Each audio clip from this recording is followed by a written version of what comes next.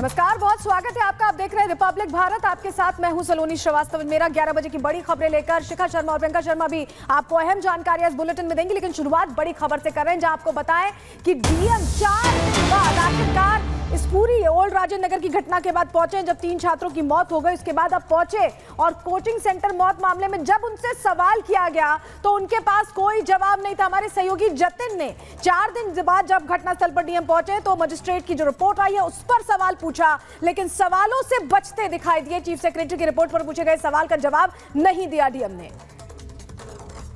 आप 4 दिन बाद आए हैं सर, स्पॉट पे आप अंदर गए सर, कुछ तो बताइए। निजी सचिव ने रिपोर्ट भी सौंपी है, कुछ तो होगा ना सर। जिम्मेदारी किसकी है सर?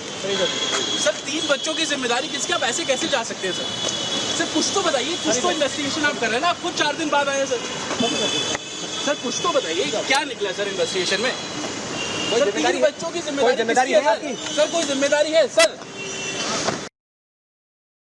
आप 4 दिन बाद आए हैं सर, स्पॉट पे आप अंदर गए सर, कुछ तो बताइए। निजी सचिव ने रिपोर्ट भी सौंपी है, कुछ तो होगा ना सर। जिम्मेदारी किसकी है सर? 3 बच्चों की जिम्मेदारी किसकी? आप ऐसे कैसे जा सकते हैं सर? कुछ तो बताइए, कुछ तो इन्वेस्टिगेशन आप कर रहे हैं ना। आप खुद 4 दिन बाद आए हैं सर, कुछ तो बताइए क्या निकला सर इन्वेस्टिगेशन में? सर 3 बच्चों की जिम्मेदारी है सर, कोई जिम्मेदारी है सर? तो देखिए, सवाल बड़ा है, वसूली पर सुरक्षा अधूरी। लेकिन इसी बीच कोचिंग सेंटर हादसे पर मंत्री आतिशी का बड़ा बयान सामने आया। कोचिंग इंस्टीट्यूट रेगुलेशन एक्ट लाएंगे। आतिशी ने कहा है कि फीस और इंफ्रास्ट्रक्चर को रेगुलेट करेंगे। रिपोर्ट के आधार पर कार्रवाई की गई है। 30 कोचिंग सेंटरों के बेसमेंट सील किए गए, 200 सेंटरों को नोटिस दिया गया है। नाली पर अतिक्रमण की वजह से हादसा हुआ है। कोचिंग सेंटरों ने नाली पर अतिक्रमण किया है। क्या कुछ कहा आतिशी ने, वो आपको सुनवाते हैं। जो एमसीडी ने ड्रेन्स बनाए हुए हैं, जिनकी मेंटेनेंस का बजट हाउस पास करता है, जिनकी मेंटेनेंस की रिव्यू मीटिंग्स मेयर खुद लेती हैं, यूडी मिनिस्टर खुद लेते हैं, मैं खुद लेती हूं, उनको इंश्योर करना, उनकी मेंटेनेंस फील्ड ऑफिसर्स की जिम्मेदारी है। तो अगर ये ग्राउंड पे नहीं हो रहा था तो ये बिल्कुल लापरवाही है फील्ड ऑफिसर्स की। इसलिए जो लास्ट माइल कनेक्टिविटी इंश्योर करने वाला फील्ड ऑफिसर है, जो जूनियर इंजीनियर, जिसको सबसे छोटा एरिया मिलता है, जिसकी डायरेक्ट रिस्पॉन्सिबिलिटी है, उसको तुरंत टर्मिनेट किया गया। दिल्ली सरकार, अरविंद केजरीवाल जी की सरकार एक कानून लेकर आएगी जो दिल्ली में चल रहे सारे कोचिंग इंस्टीट्यूट्स, चाहे वह IAS, IIT JEE, NEET, CUET, NDA, किसी भी एग्जाम्स की तैयारी करवा रहे हों, उन सबको रेगुलेट करने के लिए दिल्ली सरकार एक लॉन्ग टर्म सोल्यूशन के तहत एक कोचिंग इंस्टीट्यूट रेगुलेशन एक्ट लेकर आएगी।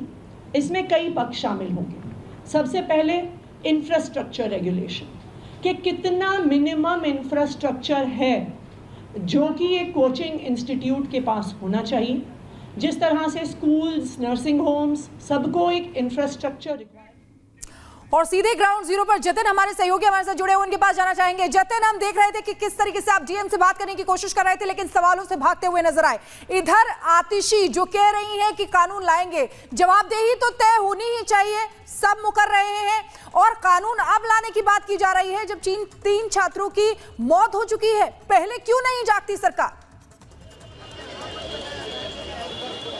आज बिल्कुल देखिए, ये बातें अब हो रही है जब 3 छात्रों की मौत हो गई। और एडमिनिस्ट्रेशन कितना सीरियस है, आप इस बात से अंदाजा लगाइए कि डीएम सेंट्रल, जिनके एरिया में ये पूरा इंस्टीट्यूट का इलाका आता है, वो 4 दिन घटना के बाद यहाँ पर पहुंचते हैं और मौके का जायजा लेने पहुंचे। हमने यही सवाल किया कि आप इस पूरे क्षेत्र के प्रमुख हैं, आप डीएम हैं, लेकिन उसके बाद आप 4 दिन बाद आ रहे हैं तो कोई जवाब उनकी तरफ से नहीं। वो अपनी गाड़ी में बैठे और सीधा निकल गए। तस्वीरें मैं आपको दिखा दूं कि एडिशनल कमिश्नर एमसीडी के यहाँ पर पहुंचे हैं। वो छात्रों से बात करने की कोशिश कर रहे थे, क्योंकि छात्र कल 3 बजे से एक तरीके से अनशन पर, भूख हड़ताल पर बैठे थे। हमने उनको भी कन्फ्रंट किया, उनसे पूछने की कोशिश की कि अब आप क्यों जाग रहे हैं? इंसिडेंट होने के बाद आप एमसीडी की गाड़ियां लेकर यहां पर आ जाते हैं, सफाई करने लगते हैं, लेकिन पहले कोई इंतजाम क्यों नहीं किए गए? आप जब हमने उनको कन्फ्रंट किया तो नजदीक का ये इंस्टीट्यूट है, इसके अंदर अब एडिशनल कमिश्नर अंदर चले गए हैं, वो भी सवालों के जवाब नहीं दे रहे थे। स्टूडेंट है, उनसे ही बात करेंगे। एडिशनल कमिश्नर एमसीडी आप लोगों के पास आए, बातचीत कर रहे थे, हम लगातार सवाल पूछ रहे हैं, कोई जवाब नहीं दे रहे। आप लोगों से क्या बात हुई है? उन लोगों ने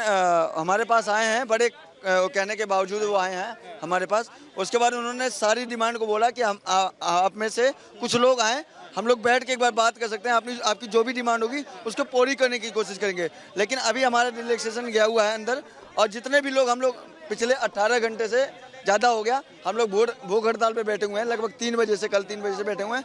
हमारा रिलैक्सेशन गया हुआ अंदर बात करने के लिए। अब देखते हैं कि क्या होता है क्या नहीं होता है। आपने सवाल नहीं किया कि 3 बच्चों की मौत के बाद ये एडमिनिस्ट्रेशन क्यों जाग रहा है? पहले एडिशनल कमिश्नर जी आए हुए हैं, उनको नाम भी नहीं पता है कि जिस छात्र की पटेल नगर में डेथ हुई थी, बिना डेथ हुए, बिना प्रोटेस्ट हुए, ये कुंभकर्ण की नींद में दिल्ली का प्रशासन सोया हुआ है। इनके कानों में जू नहीं रेंगता हुआ है, एक ही आवाज इनको सुनाई पड़ती है, मल्टीपल ऑफ डेथ्स।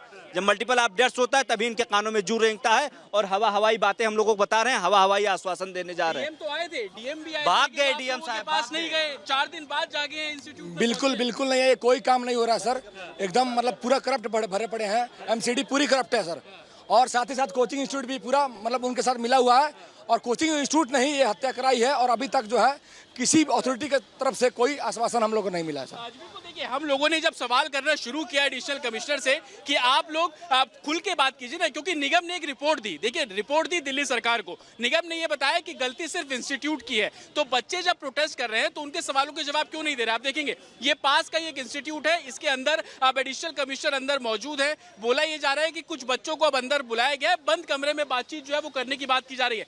बंद कमरे में बातचीत हो पाएगी? आप लोगों को लगता है कि कोई समाधान निकलेगा? जी निकलेगा समाधान निकलेगा। डीएम आए थे, वो तो मिले भी नहीं, वो 4 दिन बाद घटनास्थल पे। नहीं, डीएम साहब उस दिन भी आए थे जब हम पूसा रोड पे प्रोटेस्ट कर रहे थे। हमारी पहली डिमांड थी कि यहाँ पे हम लोग जब प्रोटेस्ट कर रहे थे, हुआ था कि यहाँ पे डीएम साहब या कमिश्नर साहब को बुलाया जाए। जब यहाँ पे नहीं बुलाया गया तो हम लोग पूसा रोड पे गए थे प्रोटेस्ट करने, बहुत शांति तरीके से हम लोग प्रोटेस्ट करे थे, तब डीएम साहब आए थे। हमारे साथ बने रहिएगा। देखिए, सवालों का जवाब किसी के पास नहीं है। हमने एडिशनल कमिश्नर से भी बात की, डीएम से भी समझने की कोशिश की कि इतनी देर से जाग क्यों रहा है प्रशासन। वैभव भी हमारे साथ जुड़े हुए हैं। वैभव, आतिशी अब कहती हैं कि बकायदा कमेटी गठित की जाएगी, एमसीडी किसके अंदर आती है जो अभी तक कुछ नहीं किया गया?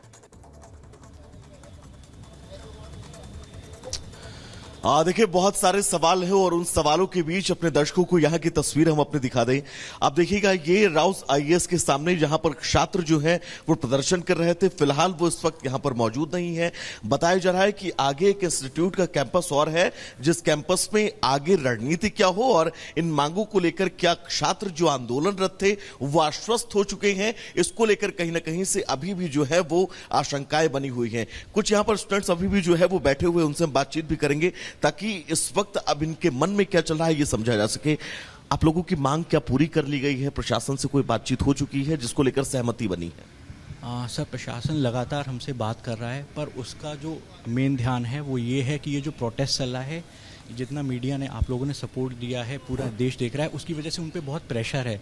तो वो जो लॉन्ग टर्म सोल्यूशन की बजाय वो ये देखना चाह रहा है कि जल्दी से जल्दी प्रोटेस्ट कैसे खत्म हो जाए, वो छोटे छोटे सोल्यूशन देख। चलिए वैभव और